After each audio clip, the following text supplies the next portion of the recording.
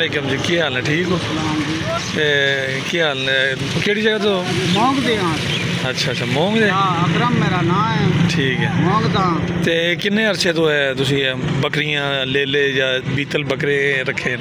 ये सन 2000 मैं एक विच रखे, मैं होना 24 साल हो गए। 24 साल हो गए कारोबार कर। अच्छा, ये ना अक्सर असी ना बंदे को पता करते रहने जिन्हें कई बंदे साढ़े एरिए च ना बकरियां ले छले रखे न, तो वो ना कुछ अरसे बाद छड़ देंगे। वो आखते ने यार ये ना कोई बीमारी पैंदी है तो ना जानवर जल्दी मर जाते हैं। तो तुहानू 24 साल हो गए तो की वजह? ये वजह इसका कुछ वैक्सीन करानी पड़ी। वैक्सीन? अच्छा अच्छा।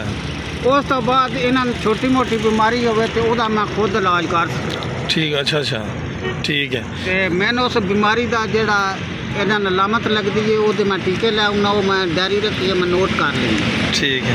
वो करों जाना कि अगले बंदे को पता होंगे कि बंदा खुद जानता है इन सही रेट देते टीके दे। तुहाडी जिहड़ी फैमिली है जी, जिहड़े तुहाडे कुंबे दे बंदे न वो किन्ने न?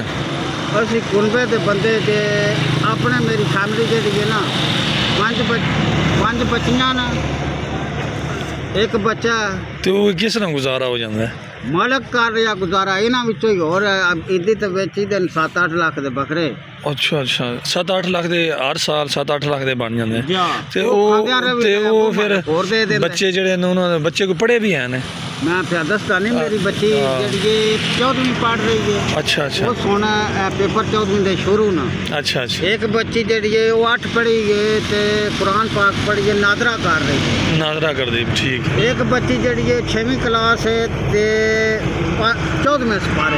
बच्चा जड़ा वो 4th क्लास पढ़ता है तो वो 12वें सपारे। ठीक है। अच्छा, तुसी चलो बड़ी अच्छी गल है, तुसी 22 साल पता 24 साल तुसी दसदे पे तुहानू काम करदे आ। तो जिन्हें बंदे तुसी अगर किसी कोई राय या तजवीज़ देना चाहो जी लोगों को, तुसी दसो भाई ये एहतियात करनी चाहिए? मतलब सर्दी आवे तो फिर क्या एहतियात है, या गर्मी आवे तो? सुक्की खुराक पानी चाहिए। सर्दी आवे तो? सर्दी आवे, ठीक है। गर्मी में सब्जा भी पा सकते हो, तो झिझन भी काट के पा सकते हो, ठीक है। तो सर्दी में ज़्यादा मूत्र जड़ा नहीं, मूत्र की वजह तो पेशाब छोटे की वजह तो इन्होंने लामत लगती है। अच्छा अच्छा, ठीक है। मैं इन्हों वास्ते उतने इट्टा जोड़ के ते उत्ते फटे शिटरंग वाले ले आए। ठीक है, पूरा इंतजाम किया। वो थले मेंगना उतो वो नाले झाड़ू देने वाले फायदा, नाले सुके रान ते बीमारी इन्हां नहीं पैंदी। अच्छा, वो तुसी ऊंचाई विच सारा रखिया है ते पानी शानी हेठां रह जांदा है? पानी थले रह जांदा, फटिया उत्ते सुकी जाई बैठे रहंदे। ठीक है ठीक है, जब बड़ा प्यारा निज़ाम है। पहली बार ये कारोबार करिए तो ये अज लाखां रुपये का कारोबार। ठीक है। हुण इस टाइम तुहाडे कोल किन्ने डंगर? इस वक्त मेरे को मौजूदा हालत में 45। ठीक है। बच्चे जेडे न वो किन्ने? वो बच्चे सने 45। ठीक है। साए केड़ी नस्ल तुसां रखी? ये असा देसी बीतल बकरियां। देसी बीतल बकरियां, ठीक है ठीक है। और कोई ऐसी थोड़े जेहन जो है चलो जड़ा लोगों तुसी दसो ताकि उन्होंने जेडे ले लेन जेडे ना ये बीमारी तो बकरियां कुछ का पाव्या कर। ठीक है। सब्जा घाट खान वो एक्सरसाइज भी मंगते हैं, टोरा भी कर दे। अच्छा, जिन्ना इन्हें टोर के रखो, जितना इन्हें टोर हो घर में वेली भी हो खुले रहन, ठीक बनना नहीं बनिया भी इन्हों की मौत।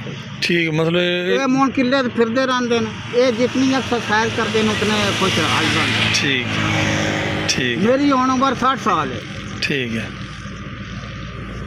तो मैं अजय भी जड़ा नहीं, मैं अभिषेक कोई कौडी खेलने वाला भी भाज पवे तो मैं उन्होंने तकड़ा आ जाए। ठीक, भाजपा भी बना दे। मजदूरी मेरी यही है, कारोबार है ये ज़्यादा। मैं शुरू तो नहीं, तो पहले मेरा वाला साहब आई जो एक मैं बकरी ले आंदी, उस मेरे अब्बे आ गया एक स्यापा पा गया। अच्छा, ठीक है। मैं एक बार सोना पे मैंने आज़ाद करा। ठीक है ठीक है। वाले साहब भी थोड़े काम कर रहे कि तुसी शुरू किया? ना मैं आप वाला साहब मज्जा रख। अच्छा अच्छा, मज्जा रख। ठीक है।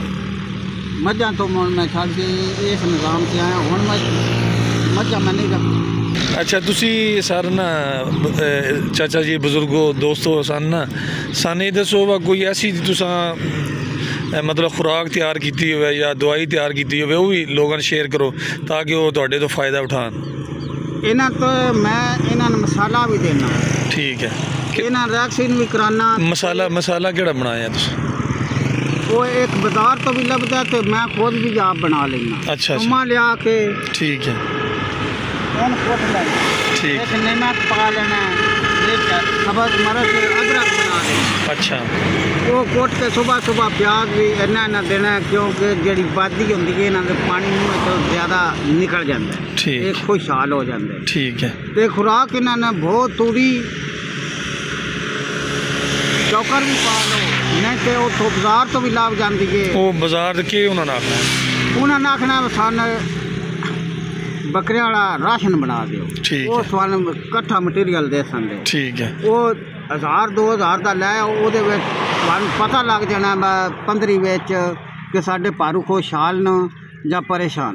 ठीक ठीक बड़ी मेहरबानी जनाब शुक्रिया तुसी बड़ियां जड़ियां नवीं चीज़ां दसियां सन ते ये जड़े बजुर्ग न